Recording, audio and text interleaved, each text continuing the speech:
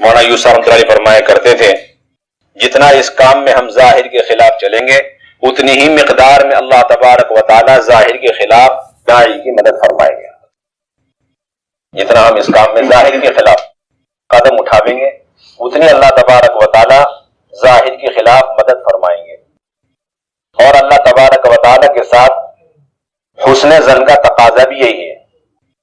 اللہ تعالیٰ کے ساتھ حسن ظن کی ابتدا ظاہر کے خلاف چلنے سے ہوتی ہے.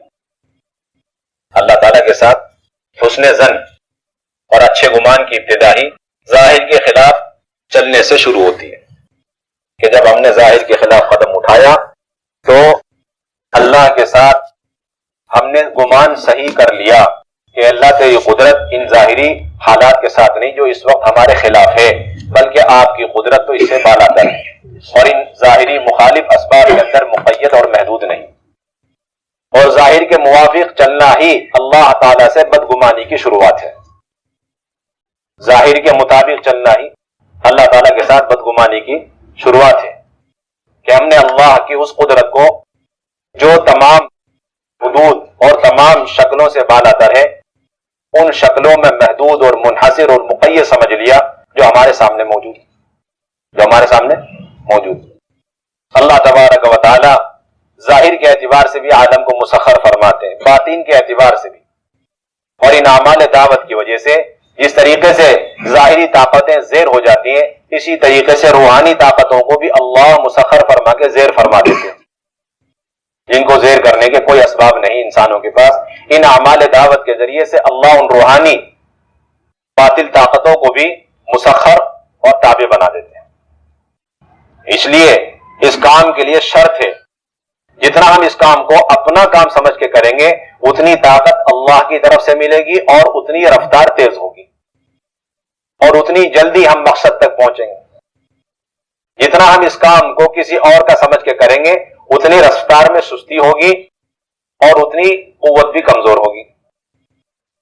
مولانا یوسف رحمۃ اللہ علیہ کا معمول تھا صبح سے لے کے شام تک اعمال دعوت میں لگے رہنا، فجر کا بیان اور پھر ناشتہ، اس میں بھی 2 گھنٹے کی دعوت اور پھر مشورے میں دعوت، پھر روانگی میں دعوت، پھر حیات الصحابہ لکھنا اور پھر حدیث پڑھانا، پھر دعا، پھر حیات الصحابہ رات کو عشاء کے بعد پڑھنا. تو کچھ ساتھیوں نے سوچا کہ اتنا مشغول حضرت ہیں، آرام کا بھی انہیں فکر نہیں، تو ہم مل کر کے حضرت کے پاس جاتے ہیں، تقاضا رکھتے ہیں اور تجاویز سوچتے ہیں کہ کچھ کام تقسیم ہو جائے تاکہ حضرت کے اوپر سے بوجھ ہلکا ہو جائے. اور متکلم حضرت مولانا عبید اللہ صاحب رحمۃ اللہ علیہ کو بنایا. بس ان کی تجویز سنتے ہی حضرت اتنے ناراض ہوئے کہ حضرت نے بس ایک جملہ کہا کہ تم سب کے سب اپنا بوریا بسترا لے کر یہاں سے چلے جاؤ، تم میں سے کسی کی مجھے ضرورت نہیں. کیا فرمایا؟ سب یہاں سے اپنا بسترا سمیٹو، یہاں سے روانہ ہو جاؤ، تم میں سے ایک کی مجھے ضرورت نہیں. پھر فرمایا کہ تمہارے میں اور مجھ میں فرق صرف اس لیے ہے اتنا سارا کام اللہ تعالیٰ اکیلے سے اور تم سارے مل کر کے، اس کی وجہ یہ ہے کہ میں اس کام کو اپنا کام سمجھ کے کرتا ہوں اور تم سب کے سب یہ کام میرا سمجھ کے کرتے ہیں. یہ ہے فرق کہ تم سب مل کر کے یہ کام یوسف کا سمجھ کے کرتے ہو، اس کا حکم اور امر سمجھ کے کرتے ہو، اور میں اس کو اپنا کام سمجھ کے کرتا ہوں. یہ ہے اصل چیز. پھر اس کے بعد ایک مثال دی کہ ایک شکاری نے اپنے کتے کو خرگوش کے پیچھے دوڑایا. اب کوشش کے باوجود کتا خرگوش تک پہنچ نہیں سکا اور خرگوش بچ کے نکل گیا. کسی نے پوچھا بھائی کیا بات تھی؟ تو کتے نے کہا کہ میں دوڑا تھا اپنے مالک کے حکم کی وجہ سے. اور خرگوش سے پوچھا تو خرگوش نے کہا کہ میں دوڑا تھا اپنے لیے. اس لیے کتا طاقتور ہونے کے باوجود جسم کے اعتبار سے، جسمانی اعتبار سے اس کی رفتار میں، اور خرگوش کمزور ہونے کے باوجود اس کی رفتار میں زمین و آسمان کا فرق ہو گیا کہ وہ اپنے جان بچانے کے مقصد میں کامیاب ہو گیا اور یہ شکار کرنے میں ناکام ہو گیا. یہی فرق رہے گا اگر امیر اور ساتھیوں کے درمیان نیتوں میں یہ فرق رہا کہ امیر تو اپنا کام سمجھ کے کر رہا اور سارے مامورین اس کام کو امیر کا کام سمجھ کے کر رہے، تو یہ فرق ہمیشہ رہے گا. اس لیے فکروں میں مجتمع ہونا یہ اللہ کی غیبی مددوں کے اترنے کا سب سے بنیادی ذریعہ ہے۔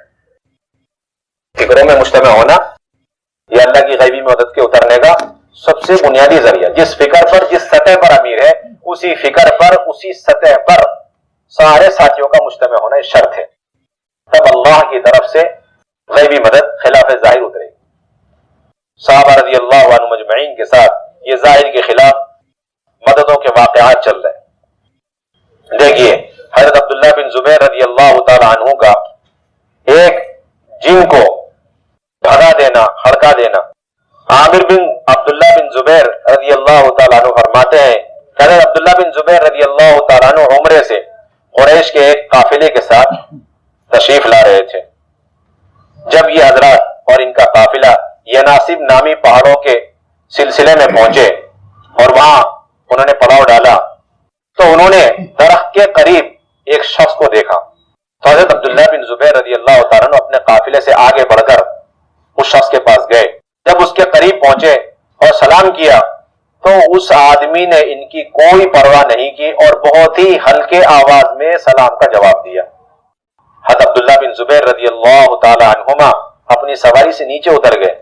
اس پر بھی وہ انسان ذرا بھی حرکت نہیں کر رہا تھا، خاموش کھڑا تھا۔ حضرت عبداللہ بن زبیر رضی اللہ تعالیٰ عنہ نے اس شخص سے کہا کہ تو اس سائے سے اور اس درخت سے ہٹ جا۔ چنانچہ وہ ناگواری کے ساتھ وہاں سے ایک طرف ہو گیا۔